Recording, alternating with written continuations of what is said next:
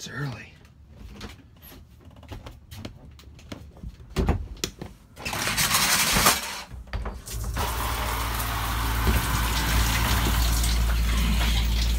Very tight quarters in here, but it gets the job done. Of course, the fact that I'm 6'3" tall doesn't really give you a lot of elbow room. It appears I wasn't the only one with the same idea to use this parking lot as a camping spot last night. Heck yeah. Last night I went to brush my teeth. Instead of using the regular Colgate, I went for the travel size.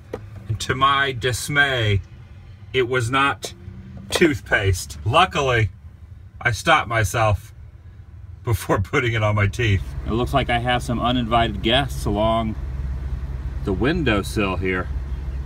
How you guys doing? Welcome everyone, Adam the Woo here. Starting off the day in Brunswick, Georgia. Whoa. It's my second channel, daily vlog channel. It's the Daily Woo. On July 2nd, 1898, this pot on this pedestal held the first Brunswick stew. Right inside there was the tasty morsels of goodness in a delicious concoction soup.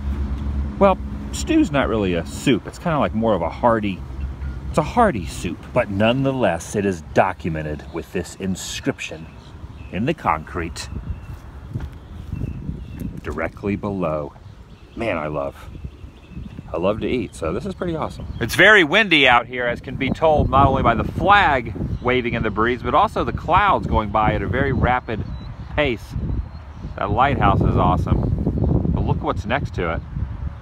A pirate ship. Do you think when the swashbucklers who own this seafaring vessel retire, they'll change the name of this to the Pacemaker? The sign over there says it's privately owned. I wonder if the guy looks anything like Johnny Depp. And I'd like to go up inside the tower there. The door here is accessible. The one leading up top is locked, however. Whoa!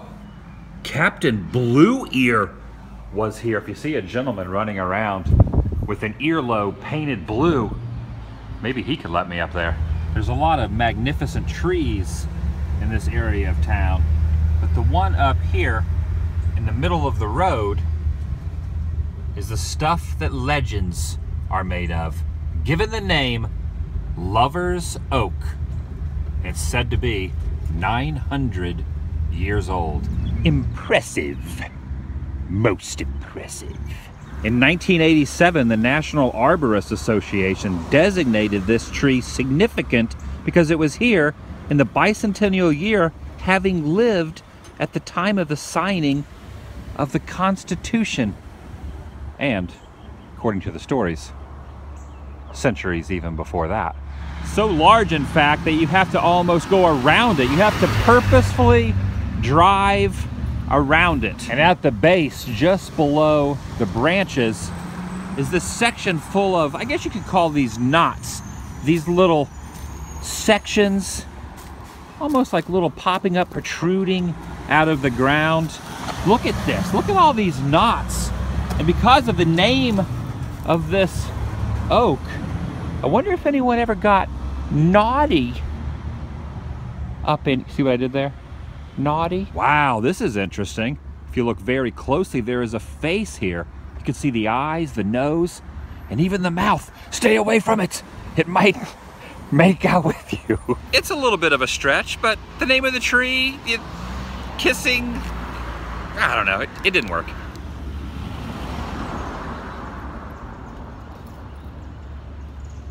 So much traffic out there. Hard to get any privacy around these parts. Back on 95 North now, just cruising along at a halfway decent pace. Hit the gas and let this engine wide open. No, I don't want to go too fast because the gas mile. Let Creed T take the wheel. No, because if I do that, we're gonna get like 2 miles per gallon. Let me drive, Creed T, leave me alone. Just to drive him crazy, I got off the interstate and on the back roads. I'm in Darien now. This reminds me of Micanopy, Florida, where Doc Hollywood was filmed. Very similar. I've arrived at Fort King George State Historic Site, and this is a scale model of what the property looks like. Built along the Altamaha River, it is the oldest English fort on the Georgia coast. Ruins of the old sawmill, and the way they would cut the wood, they would have two guys standing on the top and bottom of this. The guy on the bottom would wear a large brim hat to keep the shavings from getting in his face. You could see the actual fort there off in the distance. Built in 1721 by Colonel John Barnwell of South Carolina. 140 soldiers and officers died, none of them because of a battle wound, however.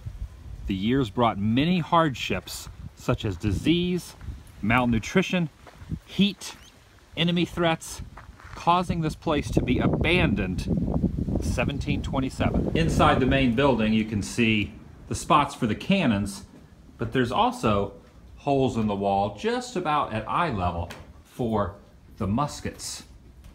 Plenty of room to stick the weapons through and fire at the enemy if they started to approach. 3 stories tall, it was also used for storage. And if you take a look out of this window, you can see some of the protection along the shoreline of the river. And on the opposite side, you can see the embankment that has been created, as well as a former moat right here.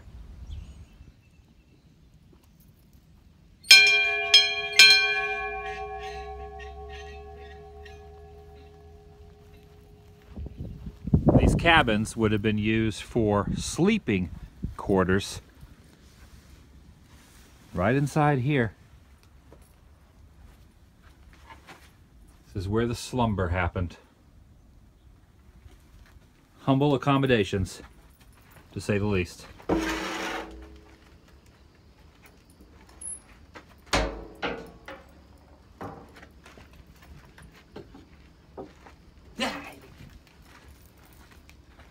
Hot.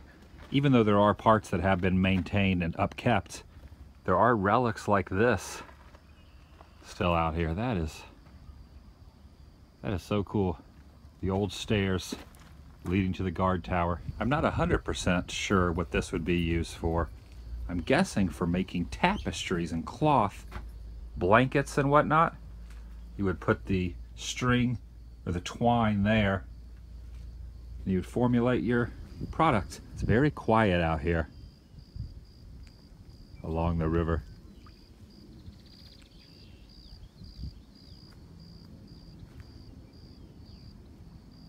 Pretty fascinating stuff. I love these old forts.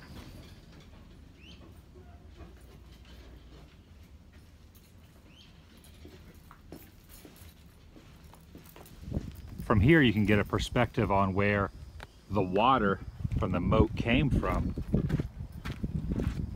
They dug a ditch that led from the river over that way, and the water just flowed along to protect the property. Pretty cool. I've always been excited by moats around a property. One day, I will own some land and I will have a moat. I will have a body of water encompassing it. It's a bucket list thing for me. Hopefully it happens. The headstones marking the final resting place of about a dozen of the soldiers of the 140 that perished out here. One thing I'm noticing is there's no dates or names on any of these. Not a one. Not one name. And it could be for a number of different reasons. It might be unknown who was laid to rest in each spot, or it could be a symbolic thing, and all these were placed here in honor of everyone who died. The ruins you see behind the sign is the site of an early Spanish mission. And this is what it looked like. That was then, and this is what's left now. It's really easy to make out the structure of the rectangular building. I'm glad I stopped off here. I honestly had no idea this place existed until today. If I follow this path, I will end up at the Highlander Cottage. Right over there. Yash. Yash. Yash. Why does the sun come up? Or are stars just pinholes in the curtain of night? There it is. Up close and personal. If I walk in here and Connery, the man himself, is just chilling, I'll be pretty happy. You in here? Sean? Nope. You up there? Guess not. I bought this bag of trail mix in the gift shop titled Southern Trash. I didn't realize it was going to be so spicy. I think it's the hot cayenne sticks, which are the major first ingredient. Anytime something is listed at the forefront of the ingredients packaging, it's always the most prominent. Man, these things are spicy. I don't think I can even finish these. Highway 17 northbound runs directly parallel to I-95, about a mile from it. Pretty much the same direction, but probably gonna find way more interesting stuff on this road. Like this, for example. There is a small herd of buffalo in that pasture right there. And you can see the traffic from the interstate directly behind them, shielded by the trees. If I wasn't on this back road, I would have never noticed these guys. Just hanging out, grazing. So awesome. Not a whole heck of a lot of people, besides me, on this particular road. All to myself. The road less traveled, if you will. That sign designates this spot as the location of the smallest church in America. And there it is, right down there. Quaint and cozy, to say the least. Oh, there was someone in there. Oh, there's people inside.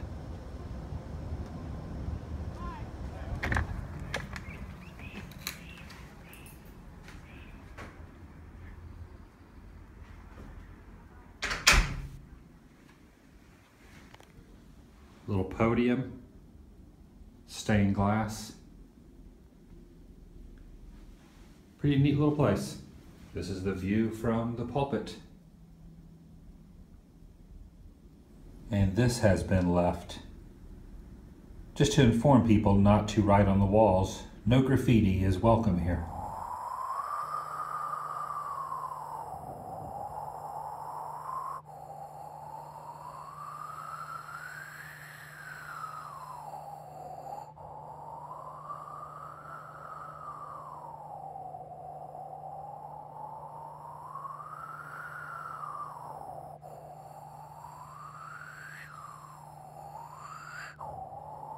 For dinner, I got myself some American pasta style salad. I eat this pretty often when I'm on the road. You get it at Walmart. It's like $2.99. Basically, it's pasta, tomatoes, and then you have your accessories here, cheese, and you dump it all inside there, like so. Then you take the ranch dressing, you pour that all around in there.